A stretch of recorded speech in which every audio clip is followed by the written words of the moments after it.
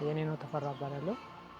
የተሰማራሁበት የስራ ዘርፍ በሶፍትዌር አፕሊኬሽን ይቻላል ጌምስ የሚለውን ይዤ መጥቻለሁ። አመሰግናለሁ። አዱኛ በጀ እባላለሁ። በጎንደር ዩኒቨርሲቲ በማርኬቲንግ ማኔጅመንት በመምህርነት አገለግላለሁ። በጎንደር በኦርቢት ኢኖቬሽን ሀብ 6ኛ ኮርስ ግራጁዌት ነኝ። እዚህ ኮርስ ላይ ደግሞ ይዤ የመጣሁት የቢዝነስ ሀሳብ ወይም ስታርታፕ በፀሐይ ብርሃን ወይም ደግሞ ሪኒውዌብል የሆነ ኤነርጂ ተጠቅመን የቡና ማድረቂያ ማሽን መስራት ነው። ስሜ ጦይ ሞላ ይባላል። ስሜ ሀሚድ ጧር ይባላል። የድርጅታችን ስም ሰሚራ ዳውድ ጓደኞቻቸው ይባላል። ያው የምንሰራቸው ስራዎች የተለያዩ የማሽኖች እቃ ሲሆን የፈጠራ ስራም አላቸው። ግን በዋናነት የምንሰራው የወፍጮ ስራዎችን ነው። ዘመናዊ የሆኑ የበርበሬ ወፍጮዎችን እንሰራለን። የተለያዩ ማሽኖችን ወደፊት እንሰራለን። ኦርቢት ኢኖቬሽን ሀብን የሰማ ነው። አንዳንድ አዲስ አበባ ላይ ጓደኞች አሉኝ። እዛም ጋር ነበረ፣ ባህር ዳርም ትሬኒንግ ነበረ። ከነሱ በተጨማሪ ደግሞ በጎንደር ፖሊቴክኒክ ኮሌጅ ግርማ የሚባል ልጅ አለ። ግርማ ከብልኮ እስከ አዞ ባለው ወረቀቶችን ለጥፎ ነበረ፣ ማስታወቂያ ወረቀቶችን እዛ ጋር ኢንቮልቭ አድርገን ወይም ደግሞ ተመዝግበን ውድድር ውስጥ እንድንቀር እድሎችን መመዝገቢያ ቅጾችን አይተን ነበርና ከዛ በመነሳት አፕላይ አድርገን አልፈን እዚህ ደረጃ ደርሰናል ማለት ነው። አፕሊኬሽን ፕሮሰሱ ጥሩ ነው። ሁሉ ነገር ፊልተር አድርጎ ዲቴል የሚጠይቅ ነገር ነው። ከዛ በተጨማሪ ደግሞ መጨረሻ ላይ የተጠየቅ ነው የ1 ሚኒት ቪዲዮ ነበረ። እሱ መኖሩ ደግሞ በጣም አሪፍ ነው ብዬ አምናለሁ ለኔ። ምክንያቱም ያ ቪዲዮ መኖሩ ኤግዛክትሊ ማን ነው ቢዝነስ አይዲያውን ያመጣው ምንድን ነው የሚለውን ከጽሁፍ ከማየት ይልቅ በዛኛ በቮይስ እንዲሁም ደግሞ ቪዲዮ መሆኑ የተሻለ አንደርስታንዲንግ አለው የሚለውን ለመረዳት ስለሚጠቅም አሪፍ ነው እና አሪፍ ነበረ። እኛ የተመዘገብንበት የስራ እንትን ራሱን መሳብ የሚችል ወፍጮ ነው የተመዘገብንበት። ከዚህ በፊት የነበሩት ወፍጮዎች የግድ ተቆጣጣሪ ያስፈልጋቸው ነበር። ቁጭ ብሎ እዛው ራሱ የመጠን ይሰጣል ምናምን ነገር ነው በዚህ በፊት። እኛ ደግሞ አሁን በፈጠራ ስራ የሰራ ነው ራሱ ስቦ በቃ መጨረሻ ላይ ከወረደ በኋላ ነው እንትን ሰው የሚቀበል። ሌላውን ስራ ራሱ የሚሰራ ወፍጮ ነው። በዚህ ነበር የተመዘገበ።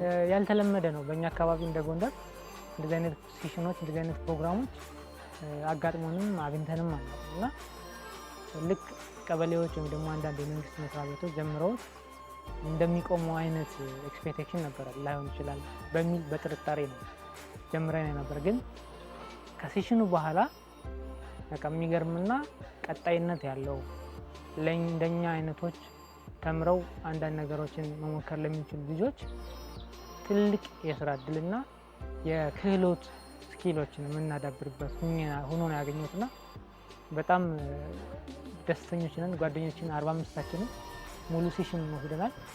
ስለዚህ ከኦርቢት ያገኘነው ነገር ቢኖር ይቻላል የሚለውን ሙሉ ለሙሉ ይቻላል የሚለውን የማይቻል ነገር እንደሌለ ከራስ ተነስተን ራሳችን በማሸነፍ የማይቻል ነገር እንደሌለና ብዙ የሀሳቦችን ወደ ተግባር መቀየር እንዳለብን ወደ ተግባር ሲቀየሩ እንደ ጎንደር የጎንደር ማህበረሰብና ሌሎች አካላትን የሚጠቅም አይነት ስራዎችን እንድንሰራ በር የከፈተ ትልቅ ቁልፍ ነው ብዬ ወስዳለሁ። ኦርቢት ያው እንደነገርኩ ከስልጠናው በፊት ያው አብዛኛውን ጊዜ በልምድ ነው ስራኛ የምንሰራው፣ በእንትን የታገዘ አይደለም።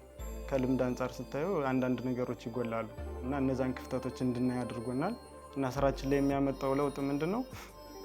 ትኩረት የማንሰጣቸውን ነገሮች ቀላል ነገሮች ነው፣ ግን ያው በስራችን ላይ ተጽዕኖ የሚያሳድሩ ነገሮች ነበሩ። እነዛን ነገሮች አይተን ቀርፈን የተሻለ እንድንሆን አድርጎናል እና ደግሞ እንዳልኩ ምርታችን እነዚህ ጎንደር ላይ ነበር ፎከስ አድርገን የምንሰራ። ከዛም በኋላ ግን ምርታችንን አስፍተን ወደ ባህር ዳር፣ ወደ መተማ በዚህኛውም በኩል አዲስ አበባም ድረስ ልከን እናውቃለን። ከዛ በኋላ ማለት ነው ቱ ቢ ኦነስት እኔ ከዚህ ትሬኒንግ ቻሌንጅ ገጥሞኛል ብዬ ማለት አልችልም። ኦፖርቹኒቲ ናቸው ሁሉ ማለት ነው። ምናልባት ግን ምኖች ኮቺንግ አለ፣ ትሬኒንግ ዊከንድ አለ፣ አሳይመንት መስራት አለ ምናምን እነዚህ ነገሮች ሌላ ደግሞ ቅድም እንደነገርኩሽ መምህር ነው ብዬሻለሁ። ከዛ ጋራ ክላሽ ሲያደርግ አንዳንዴ ታይት ይሆናል ፕሮግራሙ እንጂ ምንም አይነት ሌላ የተለየ ቻሌንጅ የገጠመኝ ነገር የለም። ይልቁንም ኦፖርቹኒቲዎችን ብዙ ኦፖርቹኒቲዎችን አግኝቻለሁ። የትም የማይገኙ አይነት ኦፖርቹኒቲዎች። የቀላል ነገር አይደለም። በአይዲያ ደረጃ የነበረን የቢዝነስ ሀሳብ ወደ አክቹዋል ፕሮዳክት ቀይሮ እሱንም ደግሞ ቴስት አድርጎ መያዝ እዛ ደረጃ መድረስ ቀላል ኦፖርቹኒቲ የሚባል አይደለም። የምርቱን ሁኔታ ለማሳደግ አስበናል። ያው አንዳንድ ለውጦች ይኖራሉ በምርቱ ላይ እና ደግሞ በይበልጥ ደግሞ የከስተመሮቻችን አስተያየት እየሰማን በሚፈልጉት መንገድ ለማስተናገድ አስበናል እና ሲቀጥል ደግሞ እንዳልነ ከእጅ ንክኪ የሆነውን በይበልጥ ለማስፋት አስበናል። ከዚህ ትሬኒንግ በኋላ ምንም ጥያቄ የለውም ፕሮዳክታችንን ወደ ማርኬት ላውንች ለማድረግ ነው። አክቹሊ ፕሮዳክቱን ወደ ማርኬት ለማውጣት ይሄኛው ትሬኒንግ እንደ መንደርደሪያ ነው። አይዲያውን ወደ አክቹዋል ፕሮዳክት ለመቀየሪያ ነው። ከዚህ በኋላ ብዙ የሚያስፈልጉ ነገሮች አሉ። የተለያዩ ስቴክሆልደሮች ጋራ ግንኙነት መፍጠር መቻል አለብን። ፓርትነርሽፕ መፍጠር አለብን።